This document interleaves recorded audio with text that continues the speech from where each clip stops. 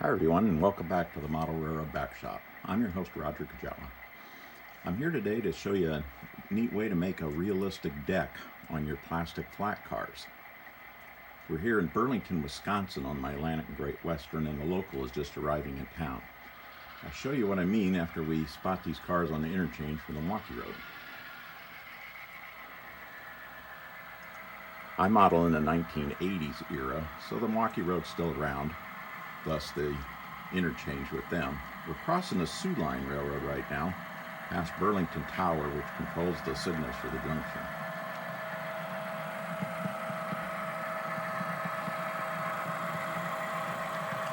There's the two John Deere loads that we have to deliver to the interchange, along with other cars that the local has picked up and set out along the way.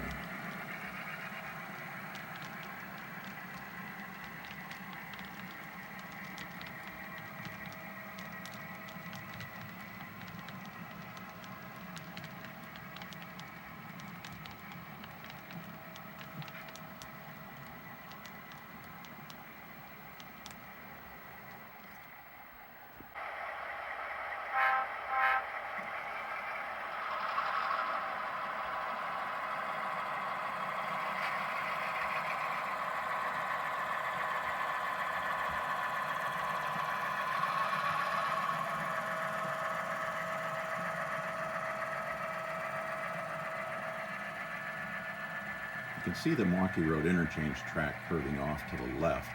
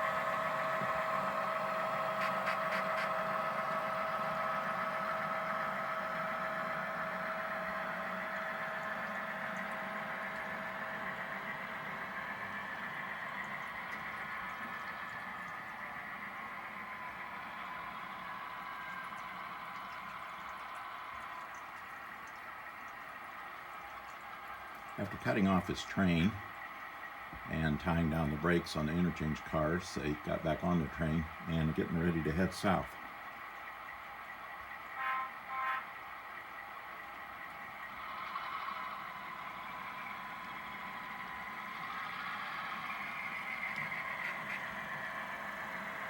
They're always safety conscious. A&GW's got one of their Operation Lifesaver Jeep 15Ts on the front and a Operation Lifesaver caboose bringing up the rear.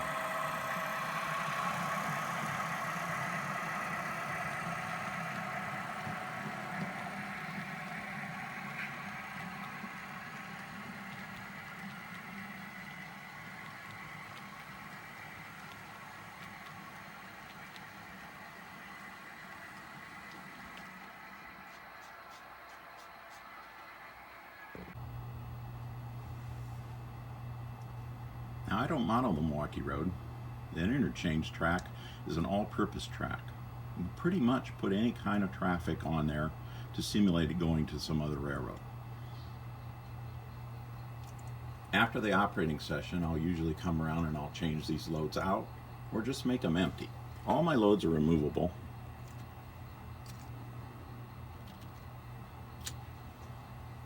Wow, that Sioux Line car just doesn't look right. I have a technique that shows you how to make that Sioux Line car look like that Utah belt flat. It's pretty easy with some water-based paints. So let's go to the workbench and I'll show you how it's done. Welcome back to the shop. The first step in making these realistic flat car decks is getting a base coat. And what I use is craft paint from You can get it at Walmart, Hobby Lobby, any place. It's just a kind of a wood color. This one is straw. Doesn't necessarily have to be this exact color, but something along the lines of look like a base wood. I like to take it out of the bottle and put it into a small, this is just a bottle cap off a Coke bottle. That way, if you're reaching in and there's not a whole lot in there and you're reaching down in there, you don't pull the brush out and it's just coated with paint. It makes things a lot simpler. So the first step that I do is I just get a little bit on the brush, just kind of get a base coat on this, cover up that white. It doesn't have to be really uniform, because you're going to go over it with what I call kind of like a stain later.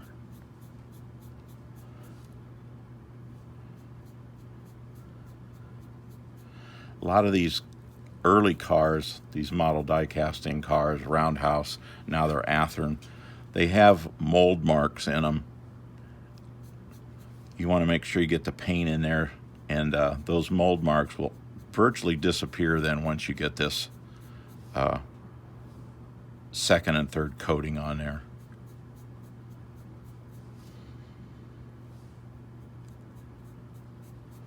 You can see this goes pretty fast. Now, if I'm working at the workbench, you'd normally probably hear a football game going on in the background, or maybe a movie or something else. That's probably one of the most advantageous things I've done is I got a little TV set, and you can get a lot done at the workbench with a ball game on.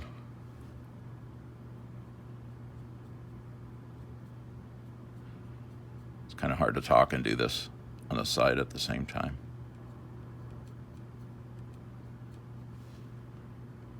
You know what they say about men, you can only do one thing at a time. That's pretty much true with me.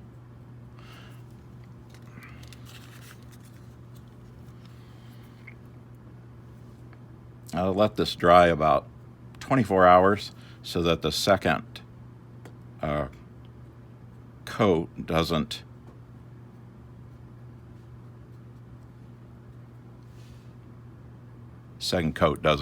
bleed into the first coat if the paint hasn't quite dried yet. This is a really old technique. I don't know where it came from, who originally came up with this, but I know I've been doing this for probably 30 some years.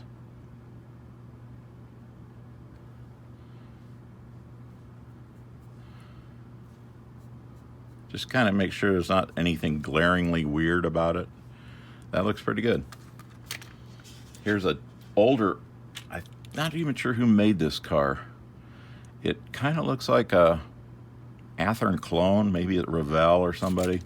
It doesn't have the wood that goes over the side, but I do the same technique with it. Even though it's a yellow car, just kind of gives this nice base coat.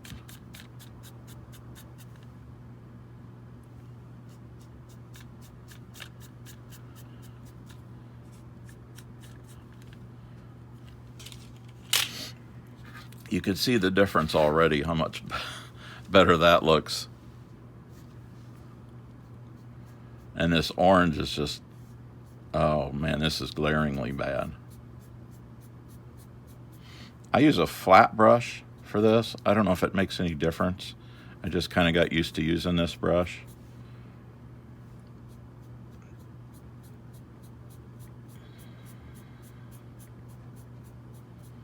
And see, I'm always going with the grain of the wood. So if you do get any small brush strokes, it'll just look like grain once we put the, what I call stain on here.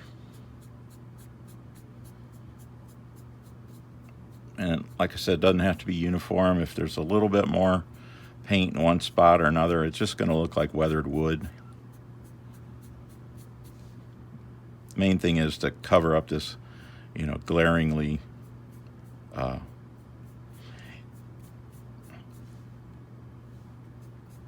this glaringly orange paint.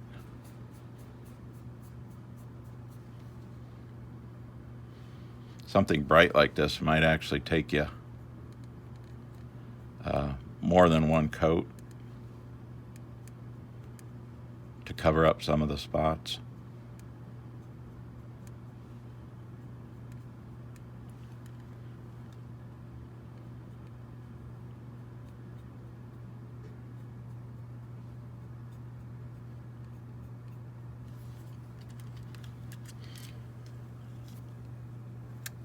The brake wheel's not on this car yet either. That way I don't have to worry about trying to paint around it.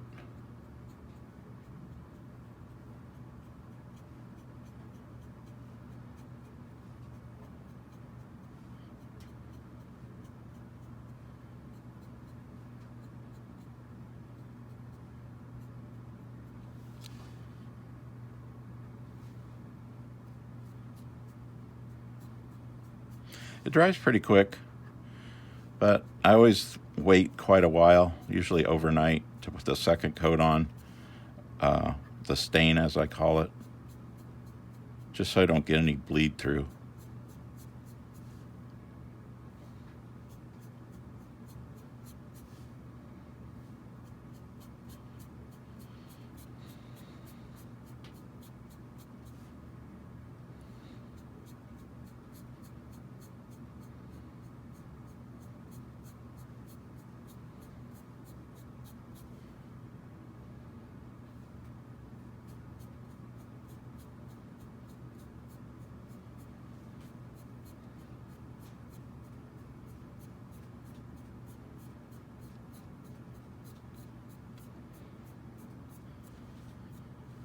That looks pretty good. All right, we're gonna let those dry and go on to step 2. The next step of the process is to add what I call a stain. And I use the same craft type paint. I love the name of this plaid paint. This is called burnt umber. You can use any old brown. Now this is thinned 50-50. 50% paint, 50% water. And I marked the bottle so I know which one it is. Again, I'm back to using a Coke cap to add the stain in. And it's basically the same technique as the first one. Is just draw it across.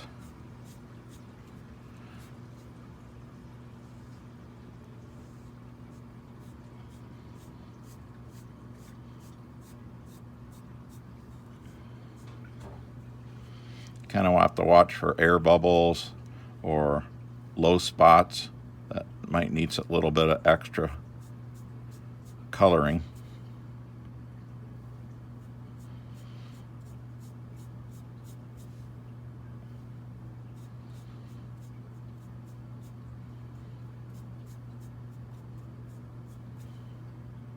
You can see what a difference this is making already.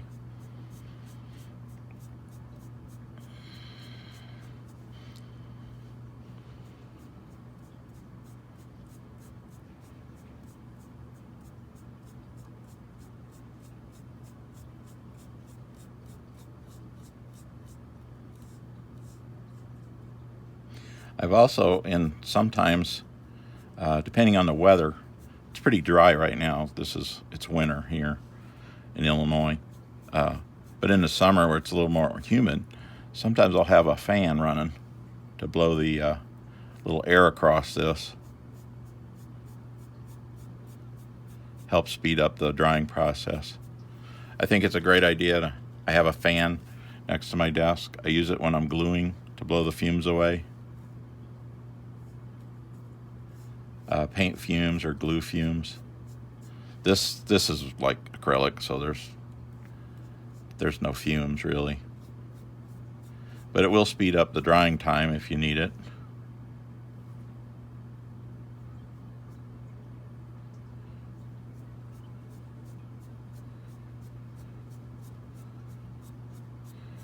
Like I said, you don't want to just cover this uniformly. You want it to have a look of weathered wood and individual boards.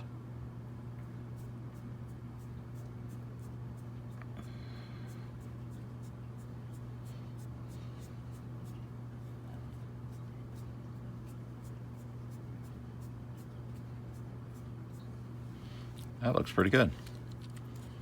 All right, we're going to let that dry and we'll go on to the next step.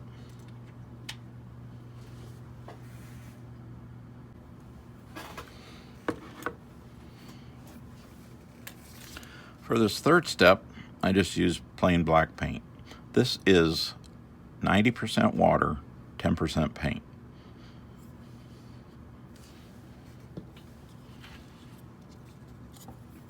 This really acts like a stain more than anything else. Try to get it into the grooves. You can see there's not a lot of coloring in this. But I think this third step really brings it out because it gets down in those little grooves, like where the dirt would settle, plus the shadows.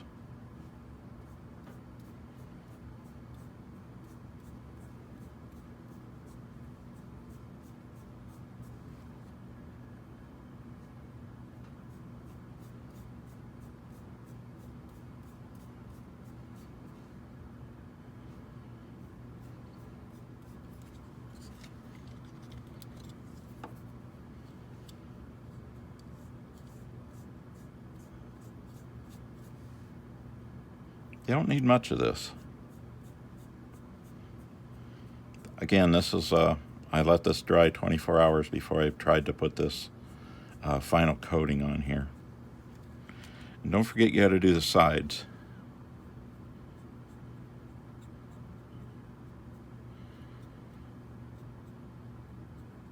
There's no science behind this. You just kind of want to get it on so it looks good. You don't want a nice uniform coating. We're trying to get it to that random kind of weathered wood look.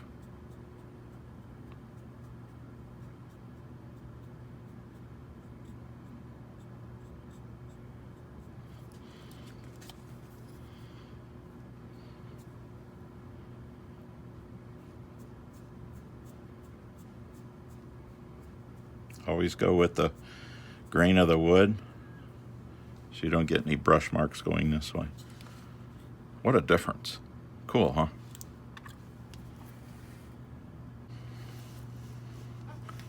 For the last step in this process, and this is optional if you don't want to do it, but I think it adds just that final touch. This car here, I've added some streaking with some pan pastels. I'll show you how to do that. I really like this stuff. This is a powder, but it has a base in it. It's probably along the lines of eyeshadow or a makeup, because it has a real stickiness to it, as you can see. You'll see it on my fingers and on the sheet that comes with it. This is the Rust and Earth weathering kit. Comes with these variety colors.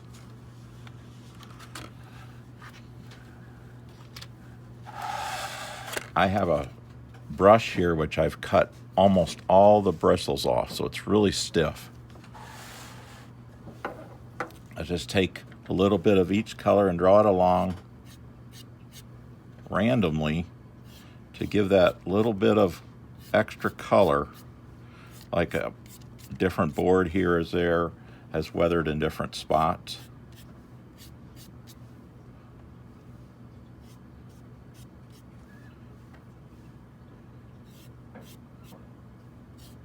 And if you think you've gone too far like this, you can wipe some of it away with your fingers, and you can go right over it with a darker color to kind of take some of that off. You can really overdo this light colors on here, but you can blend them back to a darker color.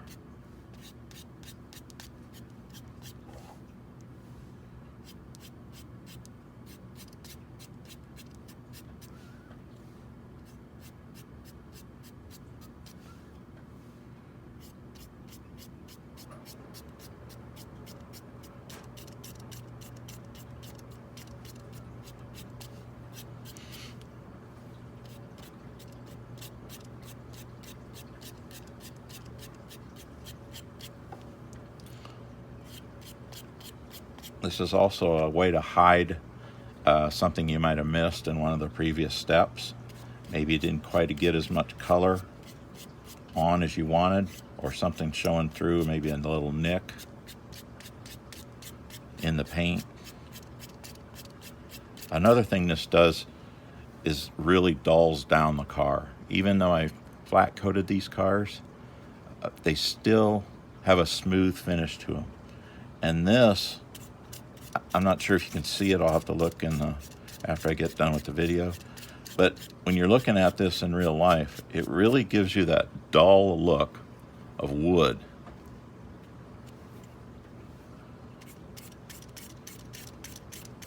There's no shine to it at all when you get done with this process.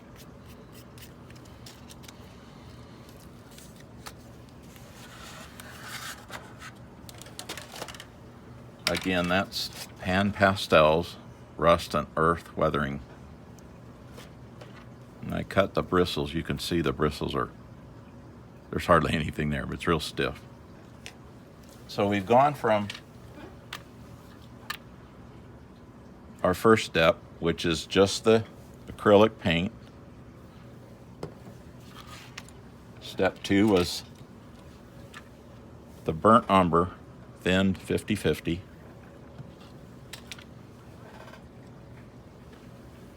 We went with our stain, 90% water, 10% paint to give us the stain. The step I didn't show you was the flat coating, and then the final step results in this with the pan pastels. So next video I'm going to show you how to load these cars with an interesting technique I have. So thanks again for watching. Check us out on Model Railroad Back Shop on Facebook or YouTube. You can see my railroad, the Atlantic Great Western Railway, on Facebook. I have a nice web page there. Thanks again for watching. This is why you always want to stay for the credits, because I forgot something. You could see all the difference using the same technique in all the different colors of the flat cars. But what I really wanted to show you was you can also use this on box cars. Now, you wouldn't necessarily see this as much now. They try to keep the box cars doors closed. Part of it is for streamlining, save money. But back in the day, you could see a lot of box cars open, or if you wanted to have one open for a loading dock scene, well, that black plastic that's typical of the inside of your car just doesn't look cool. But you can use the same technique on the inside of your box cars. And I used the exact same technique before, and I'll pop this one open. You don't necessarily even have to do the whole car, because you can't see into the ends anyway. But you can see what a difference that makes once it's in the car at a loading scene, or if you wanted to have a hobo in there, or just some scrap plywood or something laying around. And another thing to think about is stock cars, because with the slats, you'd be able to even get more light in there. So if you had a stock car with a door partially open, that would be a great way to weather the deck to show the inside of the car. So thanks again for watching. Check us out on YouTube or Facebook. Comments, you can get us at Model Railroad Back Shop at gmail.com. Thanks again.